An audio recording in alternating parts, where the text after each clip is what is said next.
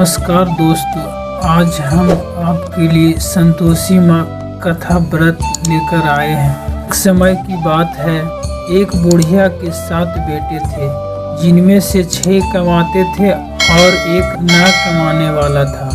वह बुढ़िया 6 बेटे को अच्छा खाना बनाकर खिलाता था, परंतु 7वें को उन सब का बचा हुआ जूठा खाना खिलाता था। और वह भोला भाला अपनी माँ की इस चालाकी को समझ नहीं पाता था। एक दिन वह अपनी पत्नी से बोला, मेरा माँ मुझसे बहुत प्यार करता है। उसकी पत्नी बोली, वह तुमको सबका बचा खुचा खाना खिलाती है। इस बात पर उसे विश्वास नहीं हुआ। वह छुप कर देखता है, माँ अपनी 6 बेटे को बड़ी प्यार से कई प्रकार के व्यंजन पर बनाकर बड़े प्रेम से खिला रही है। जब वह 6 खाना खाकर उठ गई, तब माँ ने उनकी थालियों से जूठा इकट्ठा करके उसके लिए थाली में परोस कर रख दी। जब वह घर आया तो माँ अपने सबसे छोटे लड़के से बोली, खाना खा ले। वह बोला, मैं भोजन नहीं करूँगा, मैं तो परदेश जा रहा हूँ। कल जाता आज ही चला जा। वह घर से निकल गया और गौशाला में पहुंचा, जहां उसकी पत्नी गोबर के उपले थाप रही थी। अपनी पत्नी के पास गया और बोला, मैं परदेश जा रहा हूं, कुछ समय के बाद आऊंगा। तुम संतोष से रहना और अपने धर्म का पालन करना। इस पर उसकी पत्नी बोली, स्वामी आप आनंद से जाइए, मेरी चिंता मत करिए, मैं तो राम भरोसे यहाँ रह लूँगी। ईश्वर आपकी सहायता करे।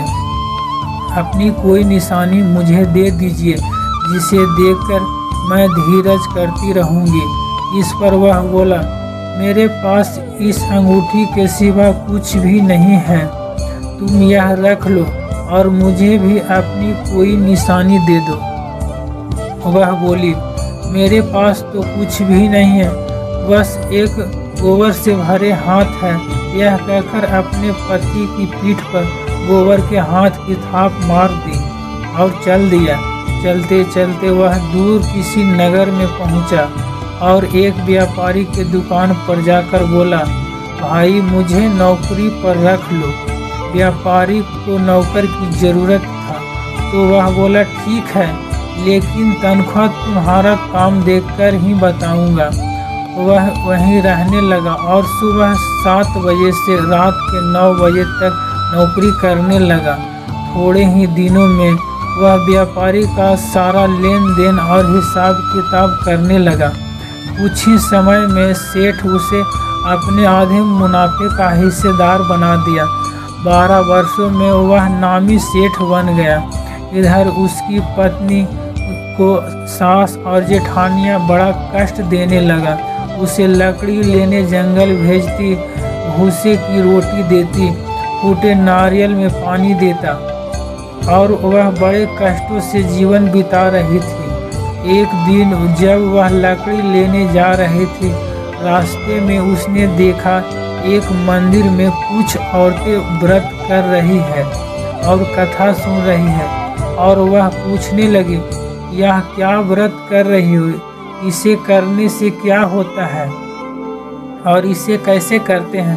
तब एक स्त्री बोली, यह संतोषी माता का व्रत है, इसे करने से मन वांछित फल मिलता है और गरीबी, मन की मुकदमे, कलह, रोग आदि लोग सब नष्ट हो जाते हैं। संतान सुख, धन, शांति और मन पसंद वर मिलता है और दूर गए पति के दर्शन होते हैं। उन्होंने व्रत की विधि बता दी। उसने रास्ते में सारी लकड़ियां बेच दी और उन पैसों से गुड़ और चना खरीद लिया और व्रत की तैयारी कर संतोषी माता के मंदिर में पहुंची और माता से दुखी होकर विनती करने लगा, माँ मैं अज्ञानी हूँ और बहुत दुखी हूँ, मैं आपकी शरण में हूँ, मेरा दुख दूर करो माँ। अब वह हर शुक्रवार ऐसा ही करती। एक दिन माता को दया आ गया। एक शुक्रवार उसके पति का पत्र आया अगले शुक्रवार पति का भेजा हुआ धन उसे मिला। अब वह माता के मंदिर में गई और उनके चरणों में गिरकर रोने लगी। माँ, मैंने पैसे कब मांगे थे? मुझे तो अपना सुहाग चाहिए। मैं तो अपने स्वामी के दर्शन और सेवा करना मांगती हूँ। तब संतोषी माता ने प्रसन्न होकर कहा, जा बेटा, तेरा पति जल्द ही आएगा।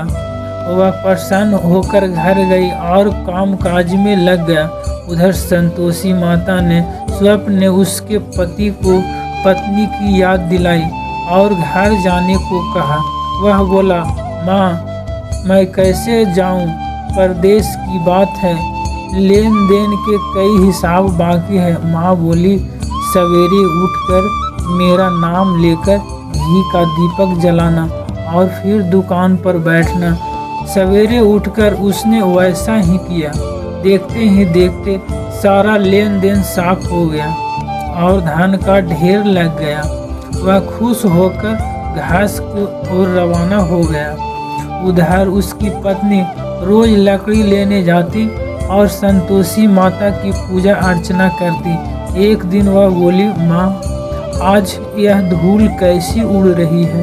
माँ बोली, बेटी, तेरा पति आ रहा है। तू लकड़ियों के 3 ढेर बना, एक नदी किनारे के रखा, एक यहाँ रख दे और तीसरा अपने सर पर रख ले। तेरे पति के दिल में इस लकड़ी के गट्ठर को देखकर मोह पैदा होगा और घर जाकर आवाज लगाना, सासू जी, लकड़ियों का गट्ठर लो, भूसी की रोटी लो, अब फूटे नारियल में पानी दो। आज मेहमान कौन आया है? उसने वैसा ही किया। आंगन में लकड़ियों का गट्ठर रखकर बोली, सासू जी, लकड़ियों का गट्ठर लो, भूसी का रोटी दो और फूटे नारियल में पानी दो। आज मेहमान कौन आया है? यह सुनकर सास दौड़ी दौड़ी बाहर आई और अपने कष्टों को भुलाने के लिए कहने लगी, बेटी, तेरा पति आया है। आ मीठे भात का भोजन कर और गहने कपड़े पहन। इतने में उसका पति बाहर आया और उसके हाथ में अपनी दी अंगूठी देकर पूछने लगा, माँ, यह कौन है? बेटा, ये तेरी बहू है। पूरे 12 वर्ष हो गए। यह दिन भर घूमती फिरती है, कोई काम काज भी नहीं करती।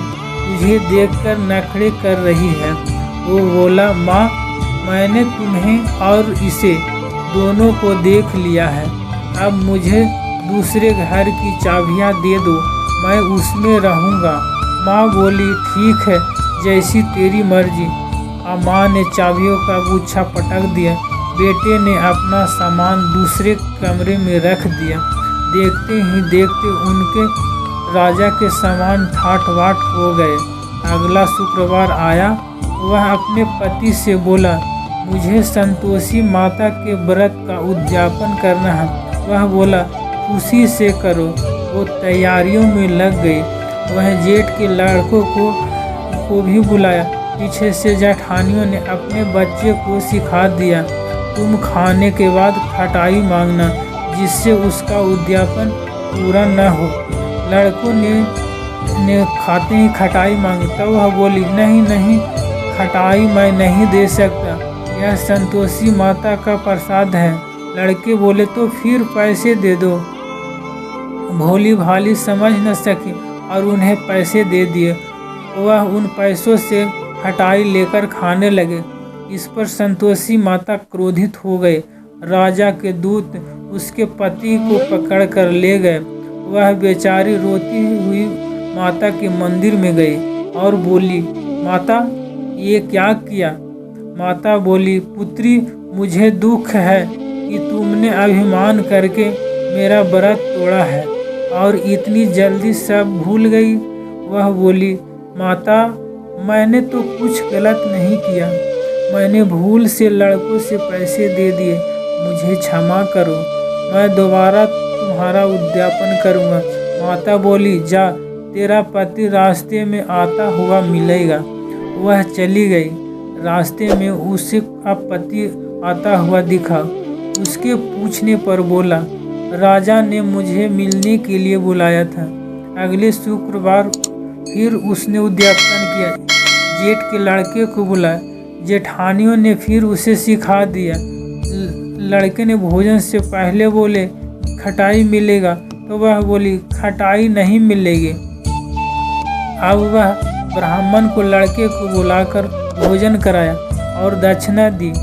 संतोषी माता उससे प्रसन्न हो गई और 9 महीने बाद उसके चंद्रमा के समान एक सुंदर पुत्र हुआ। वह अपने पुत्र को लेकर रोजाना मंदिर जाने लगी। एक दिन संतोषी माता ने सोचा, यह रोज यहाँ आती है, आज मैं इसके घर जाकर इसका ससुराल देखती हूँ। यह सोचकर संतोषी माता ने भयानक रूप धारण किया और गुड़ व चने से सना सूंड के समान होठ, जिन पर मक्खियाँ भिनभिना रही थी, ऐसी सूरत में वह उसके सूरत में घर गए। दहलीज में पाँव रखते ही उसकी सास बोली, देखो कोई डाकिन आ रही है, इसे भगाओ वरना किसी को खा जाएगी। सभी घर वाले भागकर घर के खिड़कियां दरवाजे बंद करने लगे। तभी उसने ऊपर के खिड़की से देखा तो वहीं से चिल्लाने लगी, आज मेरी माता घर आई है, आज मेरी माता घर आई है। उसकी सास बोली, पगली, इसे देखकर उतावली हो रही है, बच्चे को भी पटक दिया। बहू बोली, माता जी, मैं जिस संतोषी माता का व्रत करती हूँ यह वो माता है। ऐसा कहकर सारी खिड़कियां और दरवाजे खोल दिए। सबने संतोषी माँ की दर्शन किया और विनती कर कहने लगे, हे माता, हम मूर्ख हैं, अज्ञानी हैं, पापी हैं, आपके व्रत की विधि हम नहीं जानते।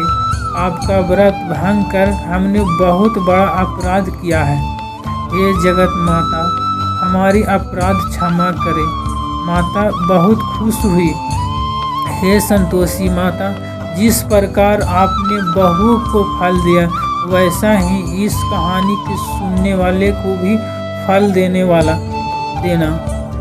दोस्तों, हमारा कहानी कैसा लगा? अगर अच्छा लगे तो कमेंट बॉक्स में जय संतोषी माँ ज़रूर लिखिए।